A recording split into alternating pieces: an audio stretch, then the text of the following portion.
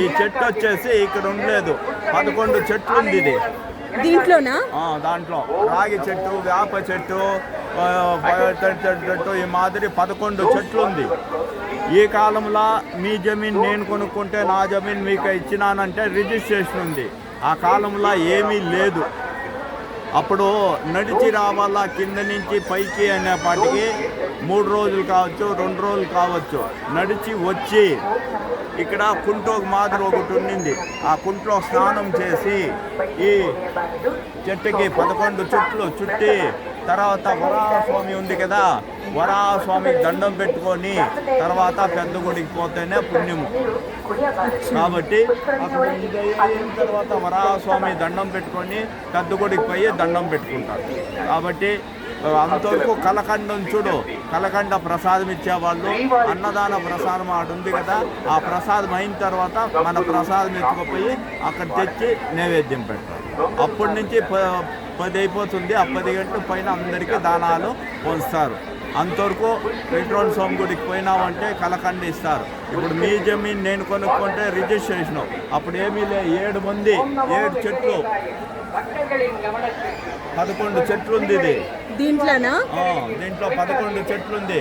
ఇదో ఈ మాదిరి బొమ్మలు గిమ్మలు ఏమైనా కట్టాలా అన్నప్పుడు ఆ చెట్లు అంటే కట్ చేసి మొత్తం ఇది కట్ చేసి ఇంత మాత్రం పెట్టుకున్నారు.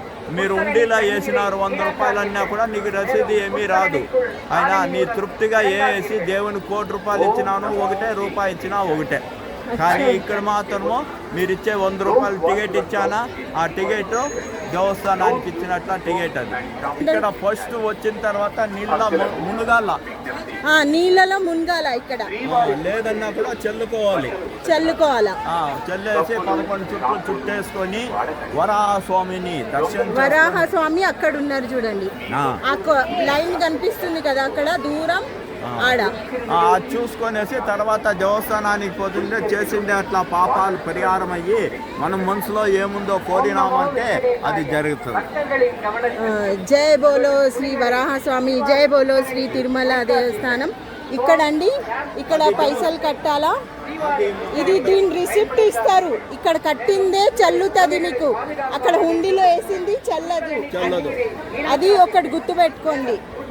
రూపాయి నుంచి 1 కోటి రూపాయలు కట్టినా కూడా ఇక్కడ మాత్రము రసీదు ఇస్తాం మేము. మీ సంతోషము దేవునికి ఇంత అని మేము డిమాండ్ చేయము. మీరు ఎంత ఇస్తే అంత ఎత్తుకుపోయి ఉండిలాకి వేస్తారు, రసీదు మాత్రం మీకు. Okay, thank you very much. ఇదండి ఎన్ని చెట్లు ఉన్నాయి దీంట్లో? 11 చెట్లు ఉన్నాయంట. ఇది చూసారా, ఈ చెట్లు 11 చెట్లు అంట. ఇదండి మన భక్తి, మన సాంప్రదాయం. దీనికి మనం కాపాడుకోవాలా. మన పిల్లలకి కూడా ఇక దీనికి ముందు చేర్పియాలండి. ఈ నా 2 దీపాలు ఈడ నీళ్ళలో ఫస్ట్ మునగాలంట.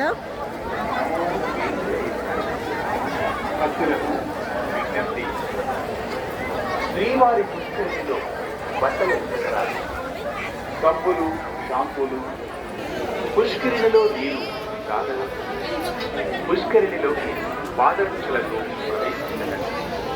ஓம் நமோ வெங்கடேசாய.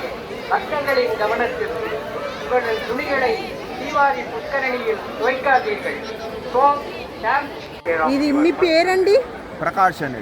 ప్రకాష్ పంతుల్ గారికి చాలా థ్యాంక్స్ చెప్పందాం మనం. ఇంత మంచి ఇన్ఫర్మేషన్ మనకి ఇచ్చినందుకు. ఇక్కడ 11 చుట్టూలు తిరిగినాక వరాహస్వామి దర్శనం చేసినాక శ్రీవారికి దర్శనం చల్లుతుందంట. అది సంతోషం. Thank you very much sir. Thank you Pantul గారు. Thank you very much.